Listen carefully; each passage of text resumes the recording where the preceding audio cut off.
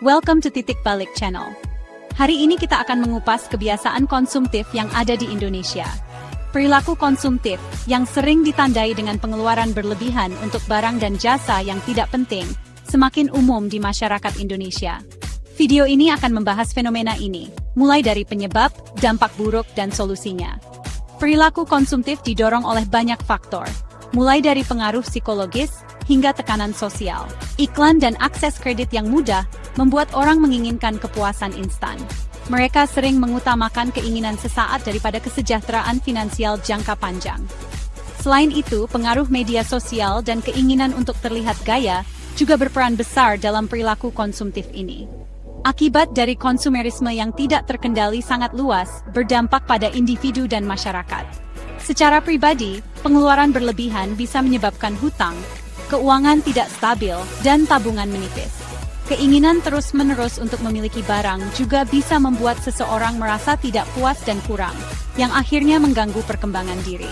Kesimpulannya, mengatasi perilaku konsumtif di Indonesia butuh pendekatan dari berbagai sisi, termasuk pendidikan, program literasi keuangan, dan perubahan nilai-nilai dalam masyarakat.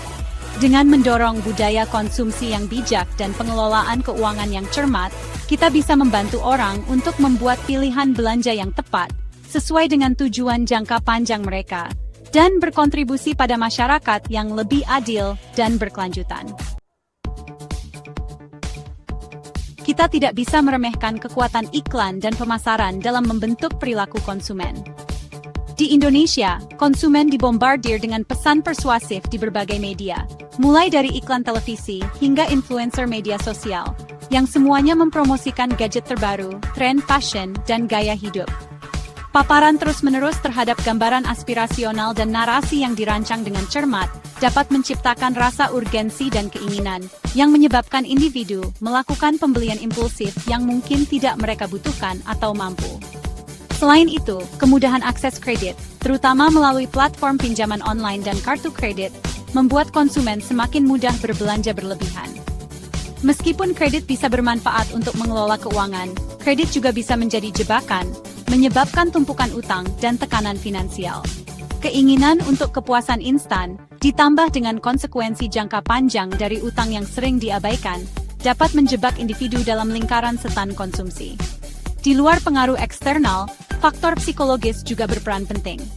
Bagi banyak orang, berbelanja memberikan kepuasan instan, pelarian sementara dari stres atau kebosanan, atau cara untuk meningkatkan harga diri. Namun kepuasan ini biasanya sementara, yang menyebabkan siklus pembelian berulang, dan kebutuhan yang terus-menerus akan lebih banyak barang. Memahami faktor psikologis di balik konsumerisme sangat penting untuk mengembangkan strategi yang efektif dalam mempromosikan kebiasaan belanja yang bijak. Kesimpulannya, mengungkap akar perilaku konsumtif membutuhkan pemahaman yang mendalam tentang interaksi antara pengaruh eksternal, faktor psikologis, dan norma sosial.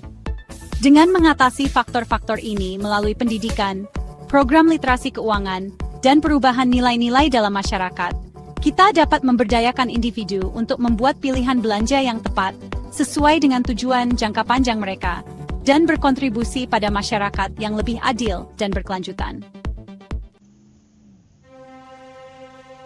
Dampak konsumerisme yang tidak terkendali meluas, tidak hanya pada individu, tetapi juga pada tatanan masyarakat Indonesia. Seiring meningkatnya permintaan konsumen akan barang dan jasa, begitu pula tekanan terhadap sumber daya alam dan lingkungan.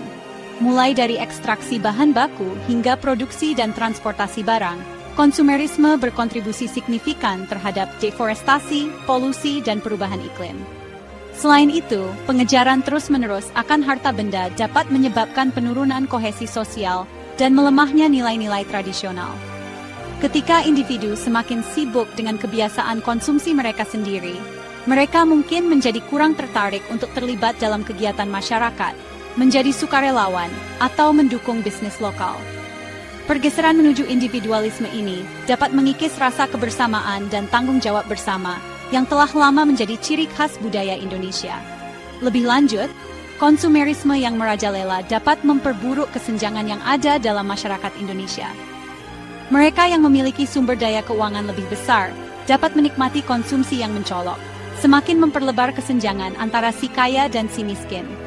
Perbedaan dalam pola konsumsi ini dapat menyebabkan keresahan sosial, kebencian, dan rasa ketidakadilan.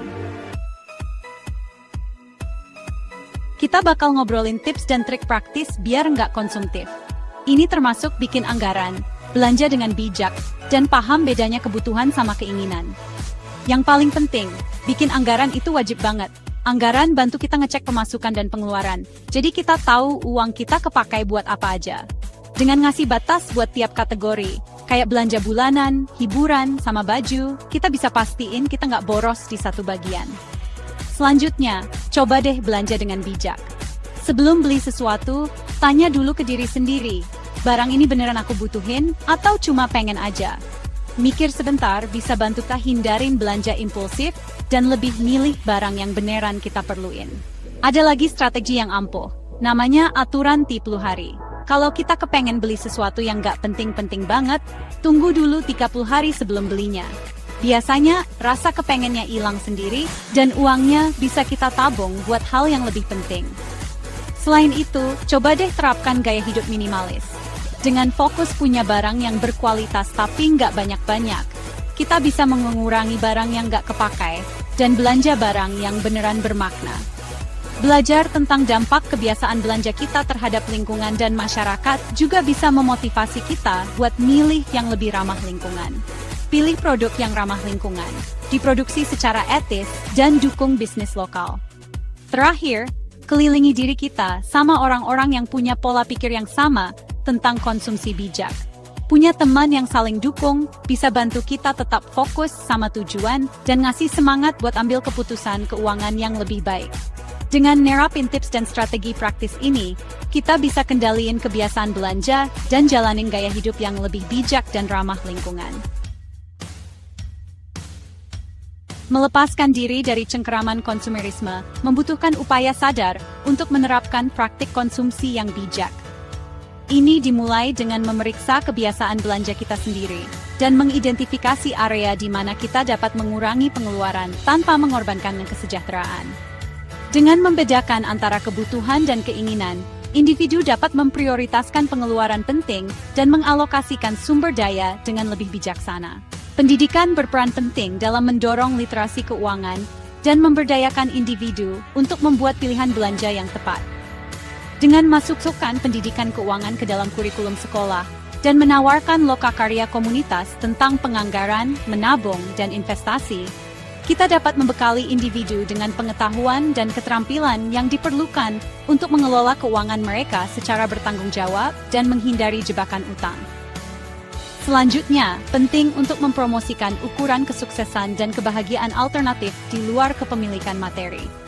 Dengan menekankan pentingnya pengalaman, hubungan, pertumbuhan pribadi, dan keterlibatan masyarakat, kita dapat mengalihkan nilai-nilai masyarakat dari konsumerisme menuju hal-hal yang lebih bermakna. Kesimpulannya, menuju konsumsi yang bijak membutuhkan perubahan pola pikir yang mendasar. Dari kepuasan instan ke kesejahteraan jangka panjang dari harta benda ke pengalaman yang bermakna. Dengan menerapkan pendekatan belanja yang lebih sadar dan bertanggung jawab, kita dapat menciptakan masa depan yang lebih berkelanjutan, adil, dan memuaskan bagi diri kita sendiri dan generasi mendatang. Terima kasih yang sudah menonton, jangan lupa like, komen, subscribe, dan komen ya.